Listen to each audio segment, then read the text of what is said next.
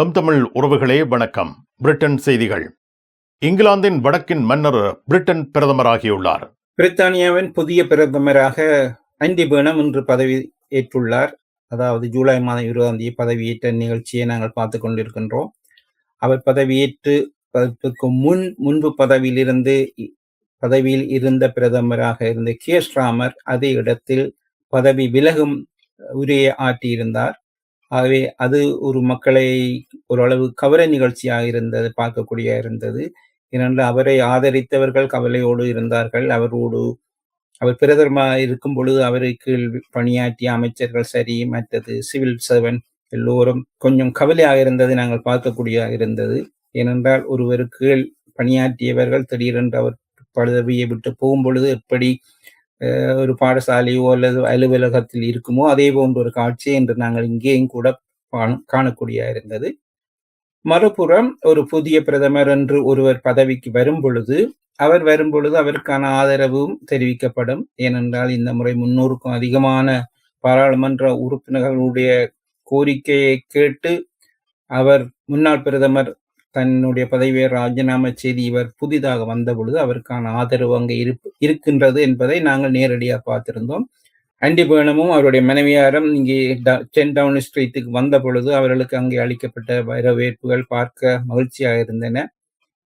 அதாவது புதிதாக இன்னொரு பெண்மணி அந்த இடத்துக்கு வரும் பொழுது மக்கள் ஆரவாரம் செய்வதும், புதிதாக அமைச்சரவையில் தாங்கள் வரப்போறோம் என்ற ஒரு எண்ணத்திலும் இருந்தவர்களும் ஆதரவு தெரிவித்ததும், பொதுவாக ஒரு புதிய பிரதமருக்கு எப்படியான ஒரு வரவேற்பு இருக்குமோ அதனையும் இன்று நாங்கள் காணக்கூடிய ஒரு காட்சியாக இருந்தது. இது பிரித்தானிய அரசியலில் மிக முக்கியமான இந்த 2 காட்சிகளும் சரித்திரத்தில் எழுதப்படும் ஒரு காட்சியாக இருக்கிறது. ஏனென்றால் இன்னும் ஒரு 2 வருடத்தில் பொது தேர்தல் ஒன்று வர உள்ளது. ஆகவே இந்த பொது தேர்தல் என்று வரும் பொழுது இந்த நிலை எப்படி மாறும், அல்லது இவர் தொடர்ந்து பதவியில் இருப்பார் என்ற பெரிய கேள்வி, அது இன்றிலிருந்தே அந்த கேள்வி ஆரம்பமாகிறது நாங்கள் பார்க்கக்கூடிய.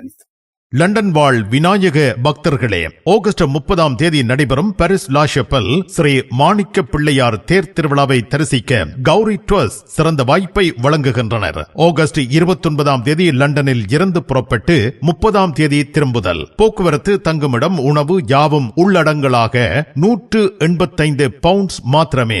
ஈஃபில் டவர் உட்பட சைட் சீயிங். சொகுசு பேருந்தில் உங்கள் இருக்கைகளுக்கு முந்துங்கள். 07956375803. பிரிட்டனின் புதிய பிரதமர் ஆண்டி பர்னம் அவர்களுக்கு பிரான்ஸ் குடியரசுத் தலைவர் எமனுவல் மேக்ரோ வாழ்த்து தெரிவித்துள்ளார்.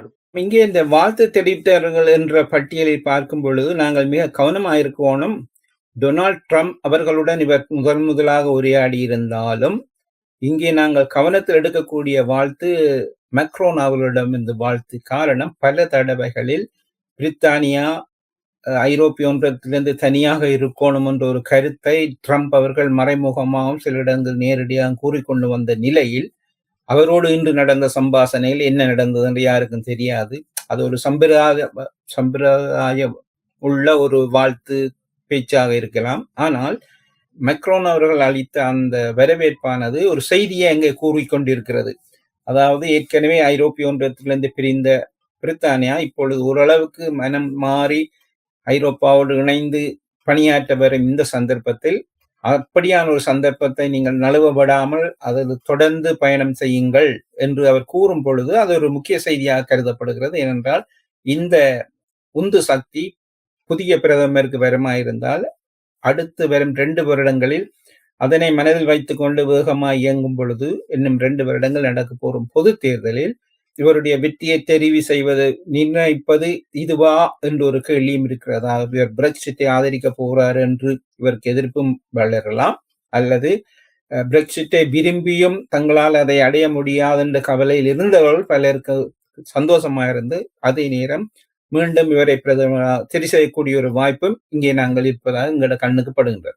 இதேவேளை பிரதமர் பதவியில் இருந்து விடைபெற்று செல்லும் கியர் ஸ்டார்மர் அவர்களுக்கு பாராட்டுக்களையும் நன்றியையும் எமனுவல் மேக்ரோ தெரிவித்துக் கொண்டார்.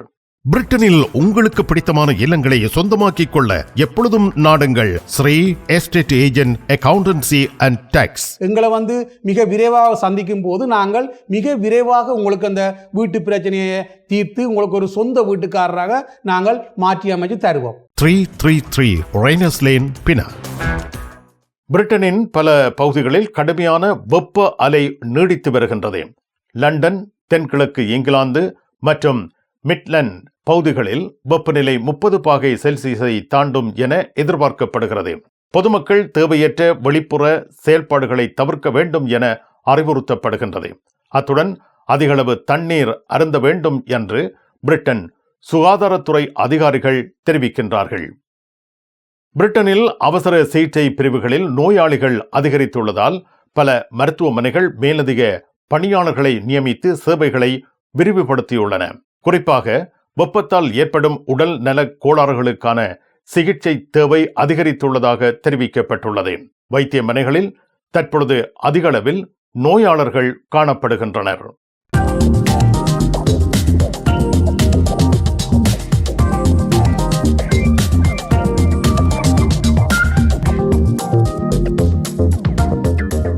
ஈழத்தவர்கள் புலம்பெயர்ந்து வாழும் நாடுகளில் இருந்து கொழும்பு கட்டுநாயக்கா விமான நிலையம் சென்றதும் அங்கிருந்து இலங்கையின் எல்லா பாகங்களுக்கும் குடும்பத்தினர் நண்பர்களுடன் செல்ல நம்பிக்கையான போக்குவரத்து சொகுசு வாகன ஒழுங்குகள், நாள்கள், வாரங்கள், மாதம் என தங்கிட சிறப்பான தங்குமிட வசதிகள் மேற்கொண்டு தருவோர் கௌரி டுவர்ஸ்.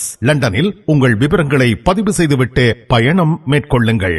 கௌரி டுவர்ஸ் 0795637580 3